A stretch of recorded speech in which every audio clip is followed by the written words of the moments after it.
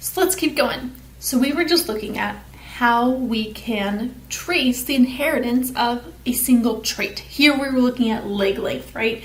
The dominant trait being having short legs, the recessive trait being having long legs or normal length legs in dogs. But what if we want to track more than one trait at a time? Could we do that? Could we calculate the probability of a certain cross resulting in what proportion of offspring having a certain trait? Yeah, we totally can. Let's walk through how to do that. So if we're tracking more than one trait, as long as those traits are on different chromosomes, they'll be inherited independently. Okay? If those traits are on the same chromosome, they will be linked together and they will move together, right? But let's say we're tracking, for example, both leg length and eye color. Let's say in dogs we're going to use the letter Y to describe eye color. So if it's a dominant allele, a capital Y allele, they will have brown eyes. If they have two of the recessive allele, let's say these dogs will have blue eyes, right? So if we have a dog that is heterozygous for both leg length and eye color, those two traits will separate out during meiosis, right? But they'll move independently.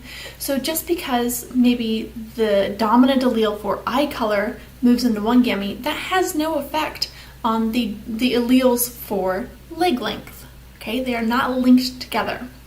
So we could have all of these different possibilities based on how the chromosomes line up during metaphase of meiosis.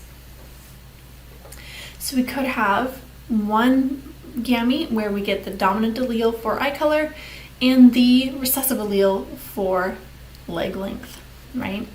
Or we could have a gamete where we get the dominant allele for eye color and the dominant allele for leg length, right?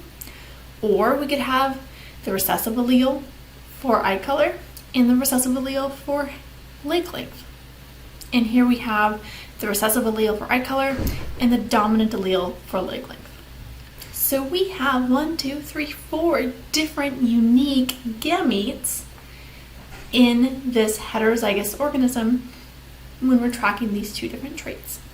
So let's say we, again, back to this husky corgi mix and this husky golden retriever mix, let's say we're going to cross them again. We want to know what percentage of their offspring will have both short legs and blue eyes.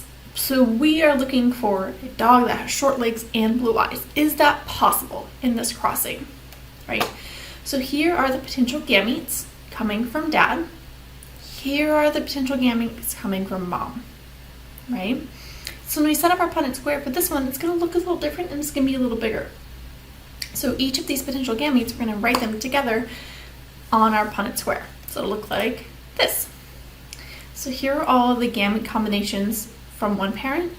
Here are all of the chromosome gamete combinations from the other parent, right?